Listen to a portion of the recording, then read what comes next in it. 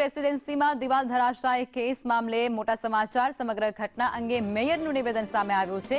ઘટનાની ગંભીરતા સીએમ દ્વારા લેવામાં આવી હતી। આ સાથે તેઓ કહી રહ્યા છે કે સીએમએ મેયર અને કમિશનરને સૂચના આપી હતી। એસપી એનઆઈટી રિપોર્ટ બાદ લોકોને ઘરે જવા માટે હવે કહી દેવાયું છે।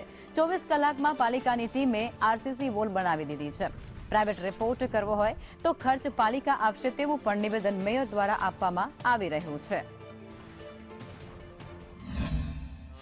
કલાકથી સુરતનું તંત્ર સતત એમાં લાગ્યું હતું અને મુખ્યમંત્રી શ્રી સતત સંપર્કમાં હતા અને ચિંતા કરતા હતા।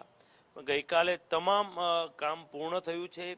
જે સ્ટ્રક્ચર ડિઝાઇનની ટીમ છે, એસવીએનઆઈટીની ટીમ છે, તમામે ગઈકાલે રિપોર્ટ આપ્યો કે હવે રહેવાસીઓ બિલ્ડિંગમાં રહેવા જાય તો કોઈ જાતની ચિંતા નથી।